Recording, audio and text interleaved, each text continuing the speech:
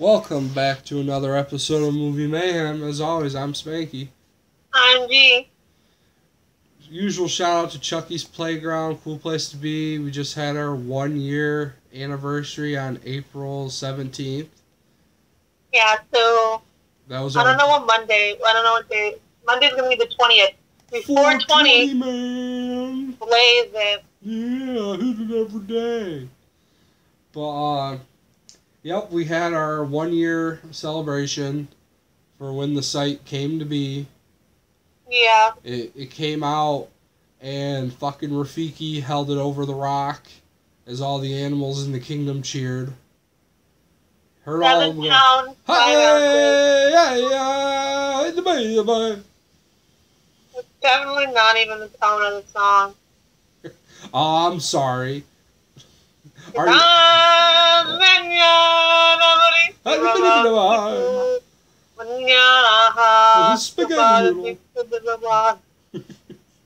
You're the more expert African choir member. I'll give you that. I guess so. Shout out to the Mel Matt podcast, Chucky 115 Awesome, Simon 50 Shades of Grey, with his ballad of Tiffany Valentine. So we'll get into this movie this week. Last week we did Starkid, and we're kind of trying to hit up more movies that are part of our childhood that aren't maybe as mainstream. We're going a little hipster, and and some of them are gonna be like, in terms of like Rotten Tomatoes or other shit, bad. Because I looked up the movie for this week and it fucking bombed. It's so good though, and for the first time ever, this is the first time for Spanky, and it's been worn and used for me. Though, to be fair, after watching it, some shots of the main dude did look familiar, whether I saw him on the internet or not. And it's got it's got a lot of people. And the movie we're talking about is played on the Disney Channel a lot. So. The movie we're talking about is from 1994. It's called North, and this has a shitload of people. Literally, it's like the 90s Lego movie. And it stars Elijah Wood as the main character, North, Jason Alexander and Julia Louis-Dreyfus, who are George and Elaine from Seinfeld as North's parents. It's got fucking Alan Arkin, which if you've seen Little Miss Sunshine, he's the grandpa. What's up with all the fucking chicken? And it's got fucking Bruce Willis. He's like six characters in the movie. Yeah. It's got Matthew McCurley. Now, you don't know who he is. I had to look him up. He is the friend in this movie with the glasses. Alright, sorry about that. We had some technical difficulties, but where were we? Oh, the one dude in this movie, Winchell, the friend. If you've probably never seen it. Only a few handful have. It's a movie called Little Giants with Rick Moranis. It's a kids' football movie, so I want to... Little Giants. Wait. Yeah, and is Rick Moranis like the coach? Of the loser kids, and Ed O'Neill is the popular brother. Yeah, but Rick Moranis has an ugly daughter. She is doing like borderline softcore porn now. But yeah, anyway, that movie, he's the nerd in that movie, but the fucker's like an evil Richie Rich in this movie. Yeah, but that kid is like a nerd in every movie. Oh, I think he's in like 6. Not a lot, but anyway, other people in North, there's John Lovitz, obviously.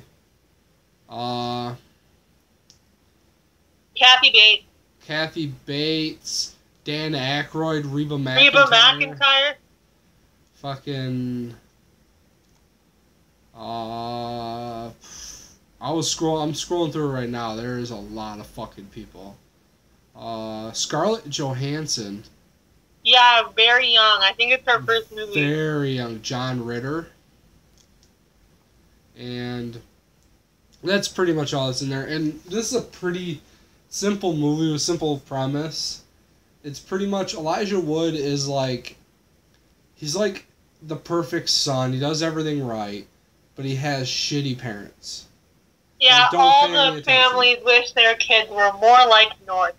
He's, you know, top of the school play, top of his class, best baseball player, and his dad. His dad was a pants inspector. Yeah, his dad was a pants salesman. And I don't know what his mom did, but like they would just be yelling at each other at dinner. And he like faked a heart attack, and they didn't even pay him attention until he fell on the floor. Yeah. And then he starts sucking at everything because his parents neglect him. And he goes to his favorite spot, which is a fucking big chair in a mall, where he just looks like another kid waiting for his parents to come pick him up. Yeah. The whole movie's narrated by Bruce Willis. And then comes one of Bruce Willis's characters. He's the guy who plays an Easter Bunny. And he talks to North, who gives him the idea about, when talking about free agency for baseball, about doing the same thing with parents. Yeah, looking for new parents. And North, with the help of his buddy Winchell, hired John Lovitz, a lawyer, and they divorce his parents. Yeah. And it gets kind of wacky here because his parents go... Because, like, in any real-world setting, this wouldn't happen.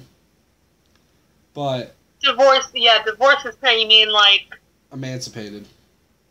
But that would mean you're a legal adult. But, like, he takes them to court. His parents are comatose, so they don't respond. Yeah, no. His parents will get divorced. Well, he leaves his parents. He looks for new parents. And the judge rules he has, like, 8 weeks during the summer to find new parents.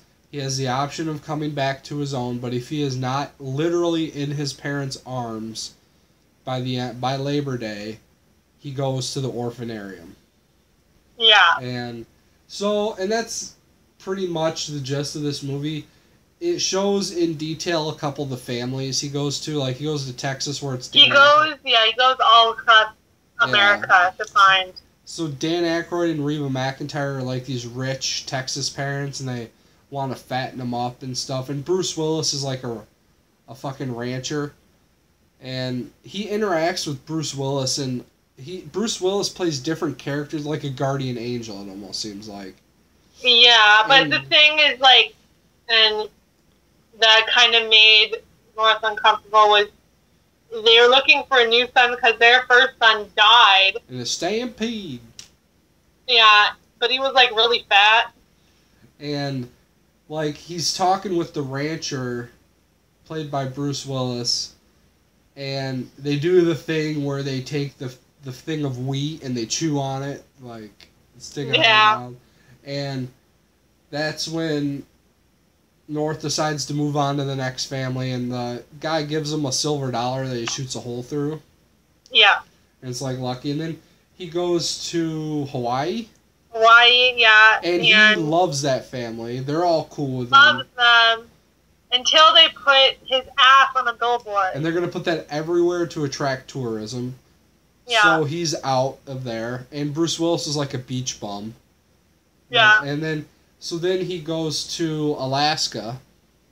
Where Kathy Bates as a fucking Eskimo.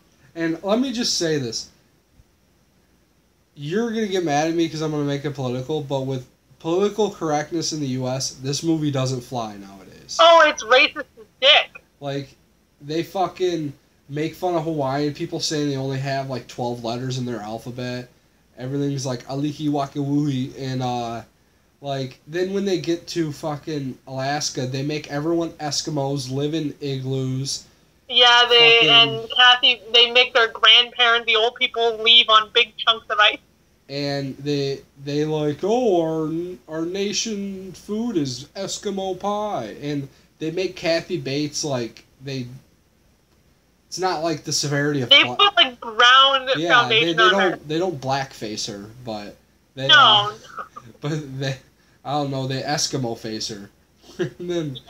And so then he decides against that, but he realizes, like, this kind of seemed like almost like a plot device to speed up the movie. Was, like, it took him 7 weeks to get out on that trip in Alaska, so he only has 1 week left. And Bruce Willis was a sled driver in that one. Yeah. And, so then he I'm trying to remember where the Good family was. I think they were in like New York or something. Yeah, so he tries to go to like Pennsylvania. There's Amish people. He's immediately nope. Then he flies to like China, and they want to give him an emperor haircut and all that, and they're gonna rule him. He's like nope. And then he goes to Africa. It's racist as fuck. And there's some adult jokes in this. He swings in on a vine. And then he's just staring, like, it doesn't show it, it's a PG movie, but... well, yeah, because the African women, they don't wear shirts. Right? Yeah, and he's just constantly staring, and he's like, I have a feeling if I lived here, I wouldn't get a lot of homework done. And so he says no to that. He goes to France where they're just watching TV. Like, and smoking cigarettes.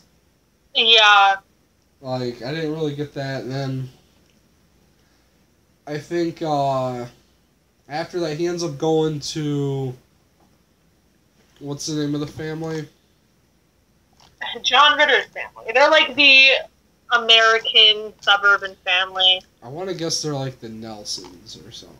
Yeah, they are. I think, yeah. And this John Ritter's the dad, and Scarlett Johansson's the daughter.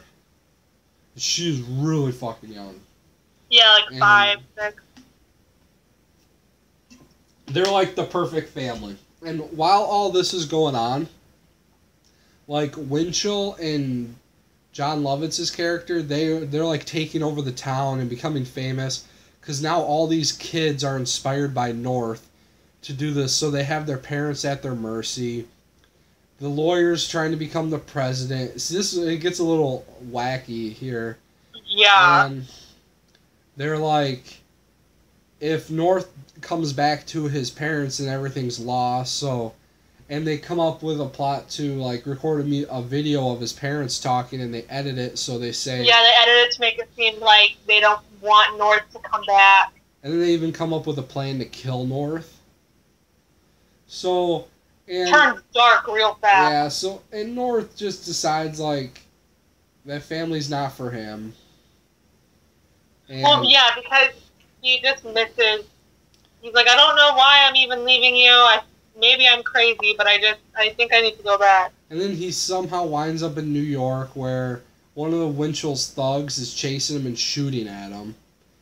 And he runs into another incarnation of Bruce Willis. And earlier he gives his silver dollar to a homeless person. And then he goes to buy a hot dog later and he gets it back in change.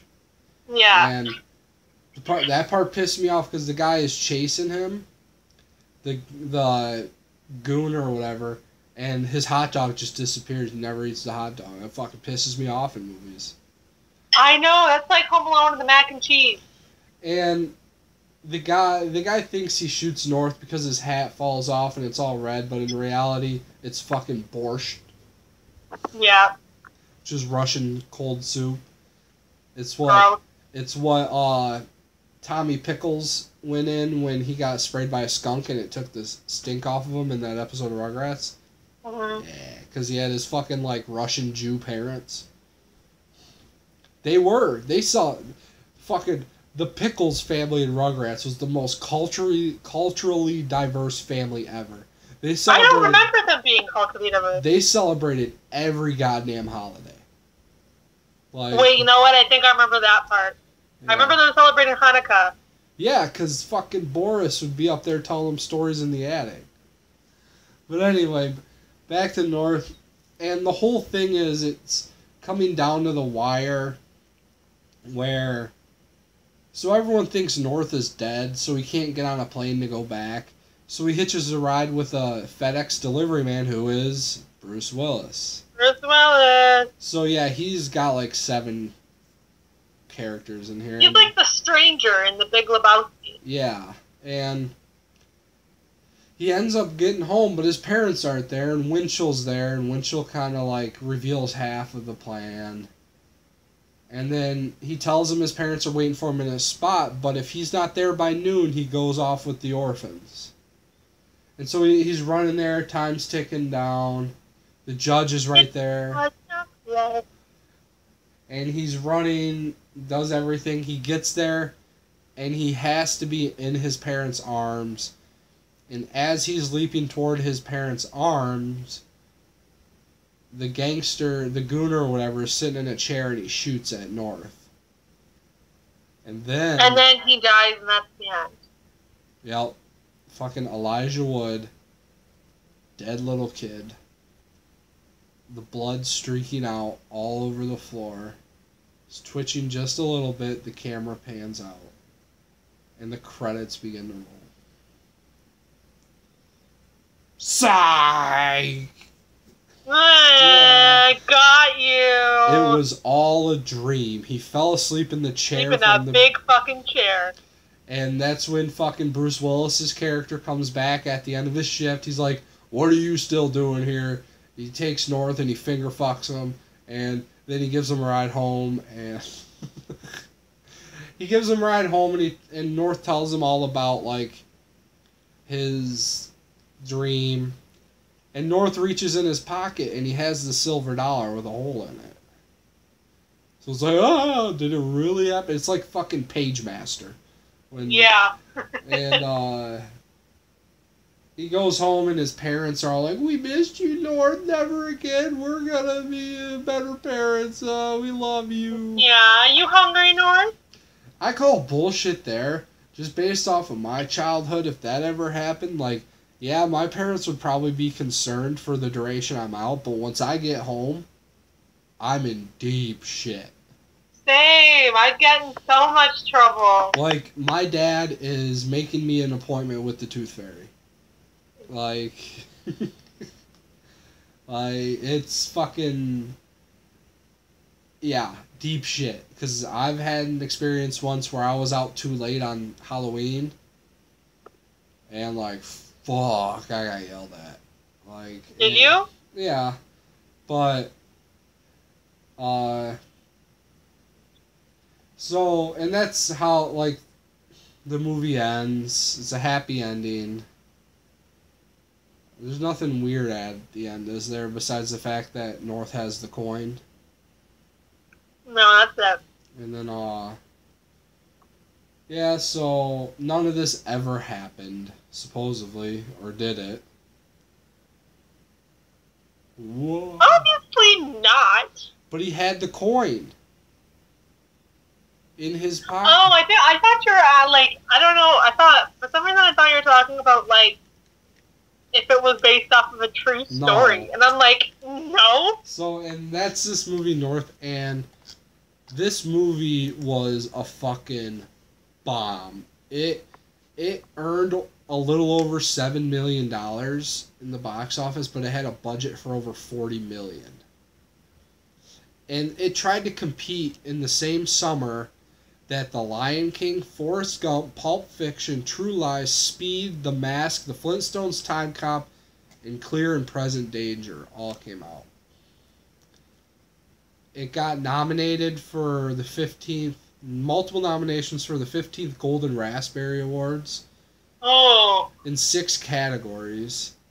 It's rated 15% on Rotten Tomatoes. This is a Rob Reiner movie, too. And, like, he does some good movies.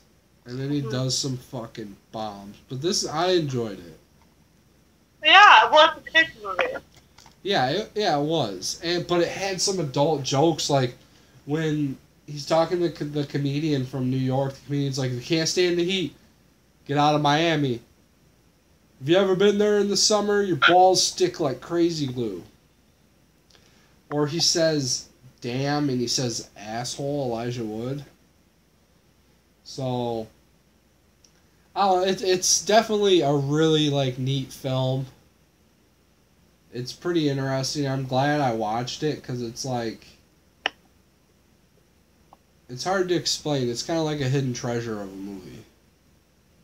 So, it is. Like, I just remember it was on TV a lot when I was a kid, so I'd watch it. It's often referred to as one of the worst films ever made.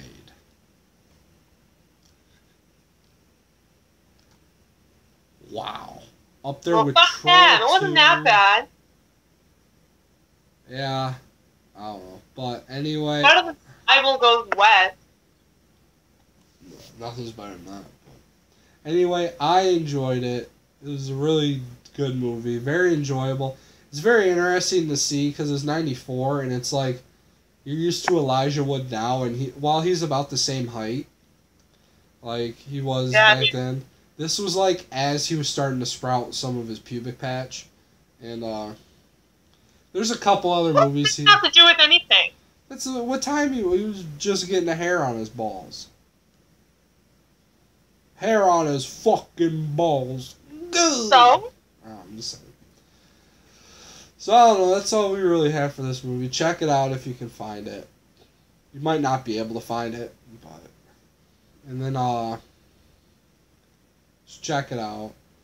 I don't know exactly what we're going to do for next movie. I have an idea.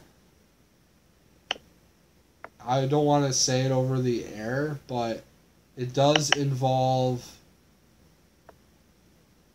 two of the main actors from the last two movies we did. If you know, don't spoil it. Maybe that's a little trivia. If you can guess, you can guess. If you don't, you'll just have to wait. I sure as hell don't know. I'll tell you once we're done recording. Okay.